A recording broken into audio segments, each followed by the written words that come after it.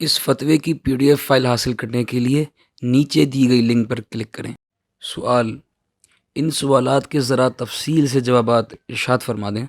Number 1، میرے ایک رشتہ دار ہیں جو کہ ضرورت مند ہیں لیکن وہ شرعی فقیر نہیں، تو کیا میں یہ کر سکتا ہوں کہ زکوٰۃ ان کے بچوں میں سے کسی کو دے دوں؟ کیونکہ جو ہے ان کے والد کا ہے، بچوں کا تو کچھ بھی نہیں، وہ شرعی فقیر ہیں۔ اسی طرح اگر اس کی بیوی بھی شرعی فقیرہ ہو تو کیا اسے بھی زکوٰۃ دی جا سکتی ہے؟ نمبر 2، اسی طرح کیا کوئی اپنے بھائی یا بہن کو زکوٰۃ دے سکتا ہے؟ بسم اللہ الرحمن الرحیم۔ الجواب: بعون الملک الوہاب۔ اگر ان کی زوجہ سید زادی نہ ہوں اور شرعی فقیرہ ہوں تو اسے زکوٰۃ دی جا سکتی ہے، اور بچے اگر نابالغ ہیں تو ان کو نہیں دی جا سکتی، اور اگر بالغ ہیں اور شرعی فقیر بھی تو دی جا سکتی ہے۔ اس مسئلے میں قاعدہ یہ ہے کہ غنی کی نابالغ اولاد اپنے والد کے غنی ہونے سے فقہی طور پر غنی شمار کی جاتی ہے، تو صرف اس کو زکوٰۃ نہیں دی جا سکتی، باقی اس کے علاوہ غنی کے تمام رشتہ داروں کو زکوٰۃ دی جا سکتی ہے، جیسے غنی کے والدین، بالغ اولاد، بیوی۔ اسی طرح اگر بیوی غنی ہو تو اس کے شوہر کو، جبکہ شرعی فقیر بھی ہوں۔ اسی طرح اگر ماں غنی ہے اور اس کی نابالغ اولاد شرعی فقیر ہے تو ان کو زکوٰۃ دی جا سکتی ہے، کیونکہ ماں کے غنی ہونے سے بچے فقہی طور پر غنی شمار نہیں کیے جاتے۔ تنبیہ: چونکہ اب دور حاضر میں غلام کا نظام نہیں رہا تو اس لیے غلام باندی کے مسائل کا ذکر نہیں کیا گیا۔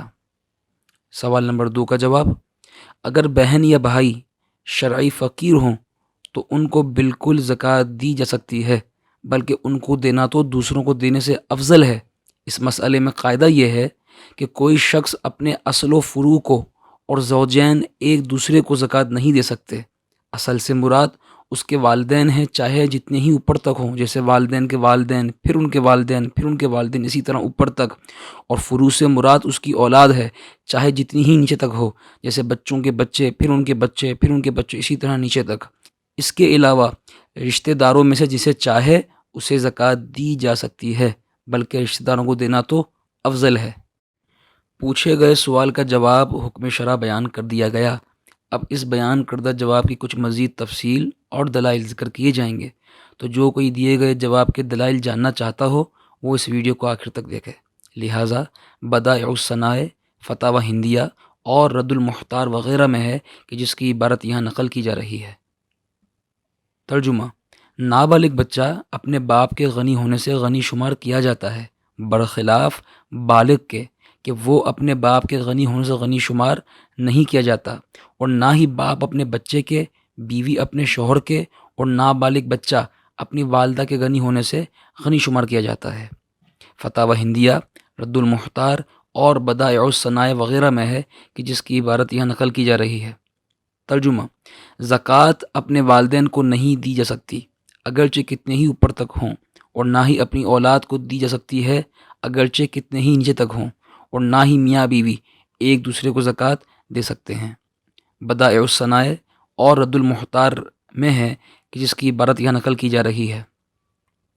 ترجمہ: نسبی رشتوں میں والدین کی قید باقی رشتہ داروں کو زکوٰۃ دینے کے جواز ہونے کی وجہ سے لگائی گئی ہے، جیسے بھائیوں کو، چچوں کو اور ماموں کو، جبکہ یہ سب شرعی فقیر ہوں، بلکہ ان کو دینا تو اولیٰ ہے، کیونکہ ان کو دینے میں رشتہ داروں کے ساتھ صلہ رحمی بھی ہے اور صدقہ بھی۔